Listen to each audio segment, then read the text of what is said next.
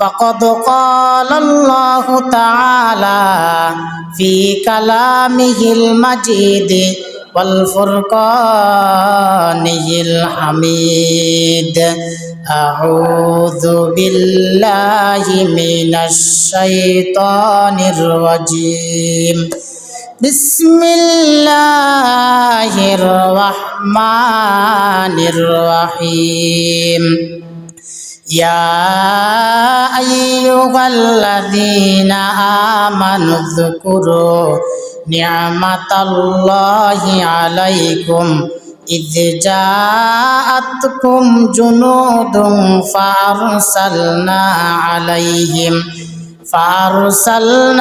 عليهم ريحا وجنودا لم تروها وكان الله بما تعملون بصيرا إن الله وملائكته يصلون على النبي يا أيها الذين آمنوا صلوا عليه وسلموا تسليما اللهم صل على سيدنا مولانا محمد وعلى آل سيدنا مولانا محمد اللهم صل على سيدنا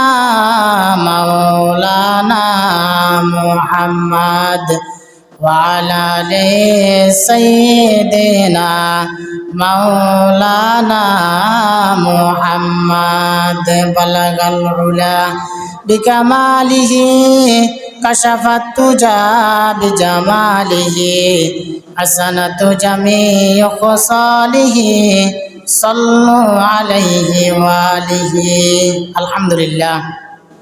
সর্বপ্রথম বিশ্ব জাহানের মালিক আল্লাহ পাক রব্বুল আলামিনের কাছে লাখ কোটি শুকরিয়া আদায় করি যে মহান মালিক আমাদেরকে সপ্তাহের শ্রেষ্ঠ দিন জুমার দিন সবার আগে মসজিদে আসার এবং বসার জন্য তৌফিক দান করলেন।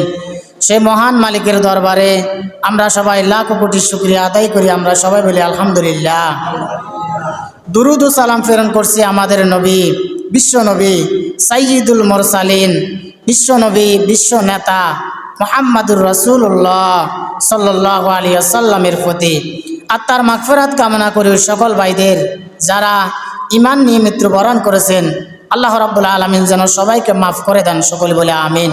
সম্মানিত উপস্থিতি, সম্মানিত মুসল্লিয়ান কেরাম, গত জুমায় আমরা উহুদ যুদ্ধ নিয়ে আলোচনা করেছিলাম। উহুদ যুদ্ধ শেষ হয়ে যাওয়ার পরে মুসলমানেরা যখন বিপদস্ত, এই সুযোগে ইহুদি বনু নাজির গোত্র তারা তাদের নেতৃত্ব স্থানীয় পর্যায়ের সকল নেতাদের সাথে বৈঠক করলেন। বৈঠক করে তারা সিদ্ধান্ত নিলেন তারা নবীজিকে আমন্ত্রণ জানাবে। আমন্ত্রণ জানিয়ে তারা নবীজিকে হত্যা করে ফেলবেন।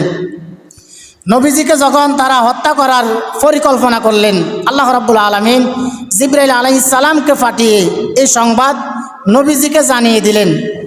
নবীজিকে এই সংবাদ জানিয়ে দেওয়ার পর সাহাবীদেরকে ডাকলেন।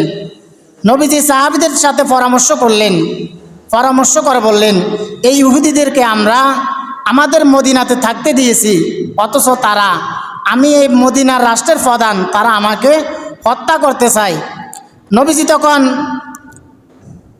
নবীজি তখন ইহুদিদেরকে বললেন, হয়তো তোমরা মদিনা থেকে বের হয়ে যাবা, আর না হয় তোমরা আমাদের সাথে যুদ্ধ করবে।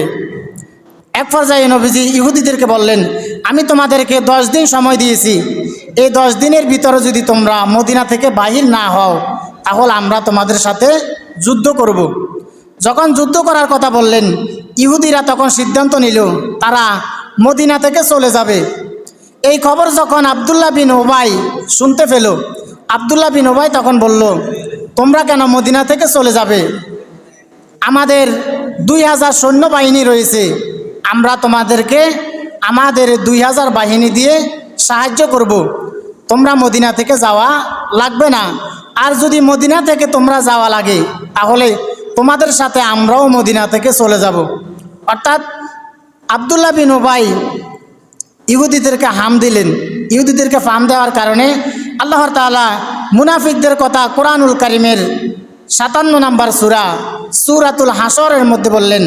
আল্লাহ রাব্বুল আলামিন বললেন, আলাম তারা ইলাল্লাযীনা নাফাকু ইয়াকুলুনা লিইখওয়ানিহিমুল্লাযীনা কাফারু মিন আহলিল কিতাব লাইন উখরিজকুম লানাখরুজান্না মাআকুম ওয়ালা নুতিউ ফীকুম আহাদান আবাদা ওয়া ইন কুতিলতুম লানানসুরান্নাকুম ওয়াল্লাহু ইয়াশহাদু ইন্নাহুম লাকাযিবুন। আল্লাহ তাআলা বলেন, তুমি কি দেখো নাই মুনাফিকদের মধ্যে যেই সকল লোকেরা যারা আহলে কিতাবদের মধ্য থেকে তাদের কাফের ভাইদেরকে বলেছিল, যদি তোমাদেরকে এই মদিনা থেকে বের করে দেওয়া হয় তাহলে আমরাও তোমাদের সাথে মদিনা থেকে বের হয়ে যাব। অর্থাৎ মুনাফিকদের সর্দার আব্দুল্লাহ বিন উবাই বললেন, আমরা ঈমান আনলেও ভিতরে ভিতরে ইসলাম আর মুসলমানদের বিরুদ্ধে আমাদের শত্রুতা আছে, আমরা তোমাদের সাথে আছি। মুনাফিকদের সর্দার আব্দুল্লাহ বিন উবাই যখন তার দলমল নিয়ে ইহুদিদেরকে বললেন, তোমরা কেন এই শহর ছেড়ে চলে যাবা?